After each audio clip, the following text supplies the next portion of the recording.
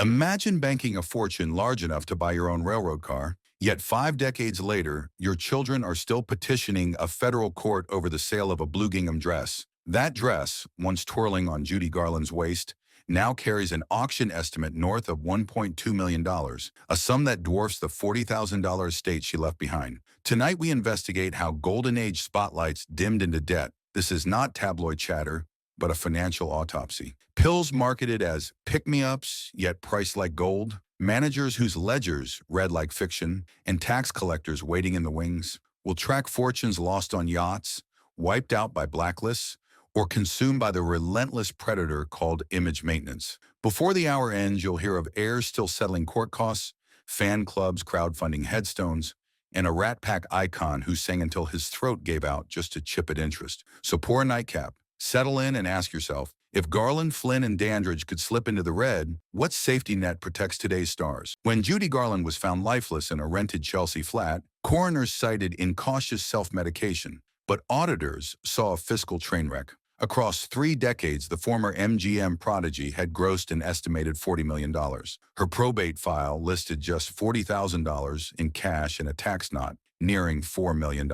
Where did Oz's yellow brick fortune go? Start with studio physicians who dispense pep pills at 14, launching a lifetime of costly prescriptions. Add Sid Luft, the third husband whose Las Vegas hotel schemes gulped appearance fees faster than Garland could earn them. Layer in agents who routed royalty checks through shell companies, skimming percentages until even Christmas specials ran at a loss. By her final year, she was crooning for cabaret tips and slipping out of hotels to dodge room charges. The reckoning isn't over. In 2024, a Catholic university asked a federal judge to auction one of her Dorothy dresses to patch its own budget, while rival heirs argued the proceeds still belonged to unpaid creditors. But Garland's missing millions were nothing compared to the swashbuckler who partied them away at sea. Errol Flynn's teak-decked yacht, the Zaka, bobbed in quiet waters while its owner lay inside, liver failing, pockets nearly empty. 2 decades earlier, Warner Brothers paid him the modern equivalent of $3 million per picture. Now his estate would be valued at scarcely $10,000.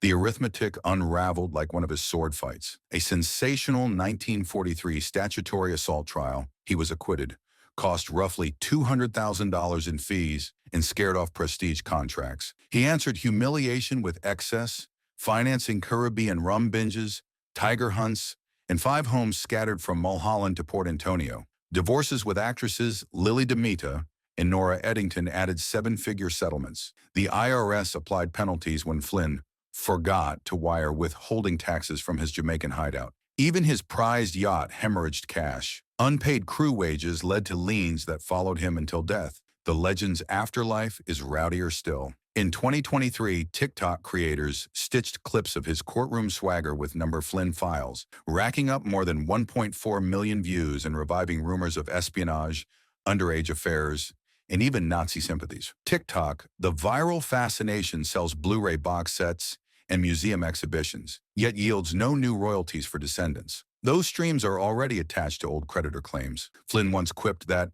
the public has an insatiable appetite for romance and scandal. The joke's final punchline is that scandal devoured every last dividend. Yet even Flynn's flamboyant downfall couldn't match Hollywood's cruel treatment of its first black female Oscar nominee. Dorothy Dandridge, the first black woman ever nominated for Best Actress, was found in her modest La Prise Avenue apartment with just 24 cents in her bank account and a mountain of IRS demands. 10 years earlier, Carmen Jones had catapulted her onto magazine covers, yet segregation funneled her into smoky cabarets, entered through service doors, while studio accountants siphoned percentages through shell firms. A risky investment in a Baja resort flopped. Divorce settlements and a $150K tax lien snowballed until creditors threatened to auction her Oscar gown. Bankrupt in the '63 and gone from an accidental OD 2 years later, she seemed destined for footnote status until the internet revived her. In February 2025, the Ohio State House named Dandridge a Great Ohioan,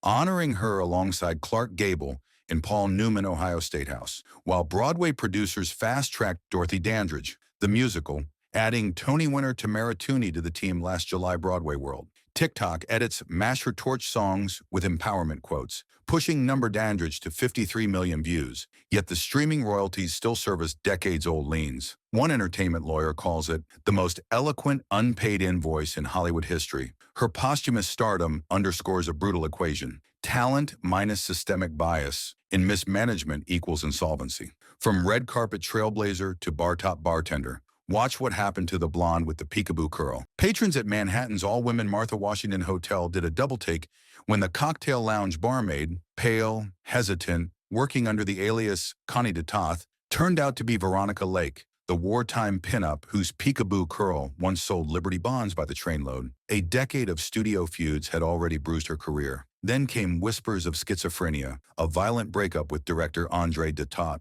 an arrest for public drunkenness that filled more gossip columns than her films. By 1973, she lay dying of hepatitis in a Burlington, Vermont hospital, assets reduced to a suitcase, a paperback copy of her own out-of-print memoir, and medical invoices stamped past due. A 2022 Vanity Fair deep dive sifted through that memoir's bitter humor to reveal unopened letters stuffed with pity checks.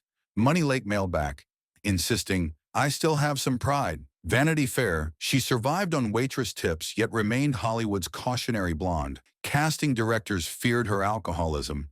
Fans mourned a glamour icon gone ghost-like. Bankruptcy filings show her final estate valued at less than $10,000, barely covering cremation. Lake's fall was tragic, but Barbara Payton's was downright brutal. Barbara Payton, once hailed as the new Marilyn after sparking fireworks opposite James Cagney in Kiss Tomorrow Goodbye, now drifted along the neon sidewalks pitching 50-cent snapshots to tourists. A nightclub brawl in 1951 left Franchot Tone hospitalized and Payton's reputation in tatters. Studios slammed their doors, and her $10K a week paychecks evaporated. Arrests piled up for bad checks, drunken disorder, even solicitation. The Telegraph later tallied more mugshots than movie posters in her file. Telegraph addiction to bargain wine and amphetamines accelerated the slide, while family letters reveal she mailed home what little cash remained to keep the utilities on. By 1964, Payton was formally registered for street work,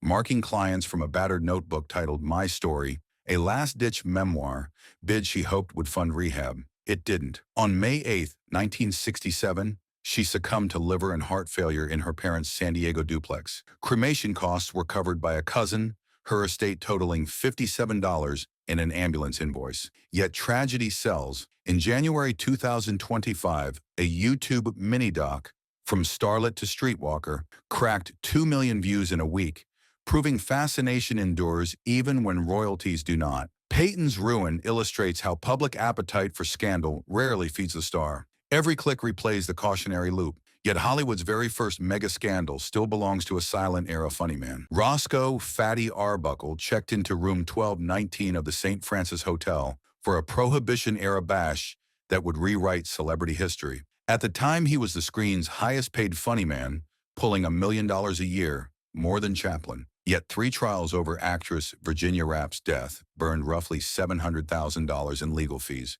an amount equal to several features' grosses. Although a jury issued a dramatic third trial acquittal, the moral panic proved lethal. The newly formed Hayes office blacklisted him.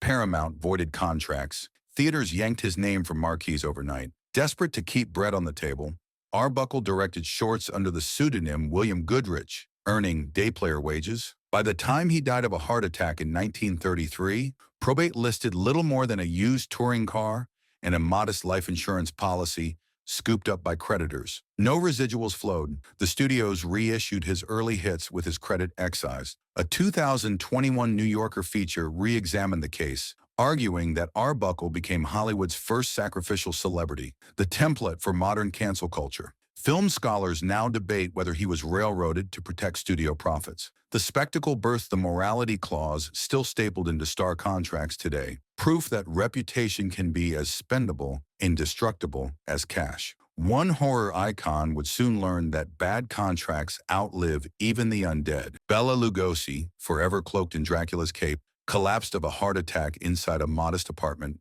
leaving behind a pawn ticket for that very costume and a wallet containing 11 crisp dollars. The Romanian emigre had once commanded $3,500 a week at Universal, but typecasting chained him to bargain basement horror roles. Studio bosses argued audiences wouldn't accept their favorite vampire as anything else. Chronic sciatica drove him to morphine, a dependency that torpedoed reliability and added hospital tabs to mounting debts. By 1955, he filed bankruptcy, listing $3,500 in liabilities. Small on paper, yet crushing when no major studio would gamble on him. The real nightmare began post-mortem. In 1979, California's Supreme Court ruled that Lugosi's likeness rights died with him, freeing merchandisers to mint millions from masks, lunchboxes, and Halloween costumes without paying his widow a cent. Legal scholars still cite Lugosi vs. Universal as a watershed that spurred the 1985 Celebrities' Rights Act, finally allowing heirs to reclaim publicity value, but too late for Bella's family, who saw pennies while his silhouette lined corporate coffers. Today, collectors fork over 5 figures for a signed still. The estate receives nothing, the contract clause is ironclad. Finally, we reach the Rat Pack showman who moonwalked across every stage, yet couldn't tap dance past the IRS. Sammy Davis Jr., the one-eyed marvel who could tap, croon, and crack a joke in the same breath, took his final bow with throat cancer, leaving behind a mansion stripped of its art and a $7 million IRS lien, then the highest personal tax debt in the country. At his peak, he pocketed $20,000 a night on the Vegas Strip, yet his appetites were equally grand. 5 houses on 3 continents, Rolls-Royces traded like cufflinks, a baccarat line of credit that ran deeper than any orchestra pit. Promoters withheld tax withholdings but never remitted them.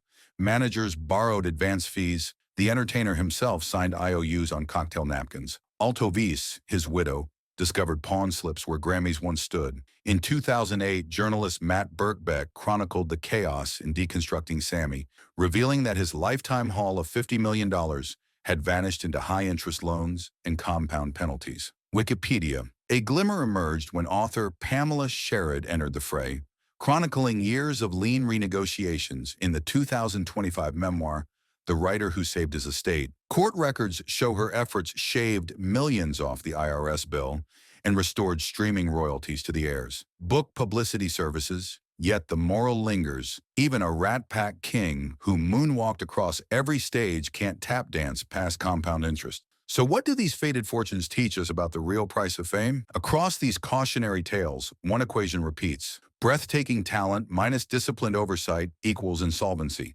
Pills drained Garland, courtroom spectacle torched Flynn, and systemic bias boxed in Dandridge. Lake, Payton, and Arbuckle prove that rumor can bankrupt faster than any accountant, while Lugosi's case shows bad contracts outlive the body. Sammy Davis Jr. sealed the lesson. Compound interest never forgets, yet their names still pull clicks, sell Blu-ray box sets, and decorate Halloween aisles, enriching corporations long after heirs have settled for crumbs. Talent alone isn't a safety net. Fame merely magnifies every vice, every missed payment, every predatory handshake. So the next time a TikTok star flashes a leased supercar or an influencer signs away likeness rights for a quick advance, ask whether they've read the fine print or whether they're destined to join this ledger of lost fortunes. Hit subscribe. Next episode, we expose a modern megastar already skating on the same thin ice.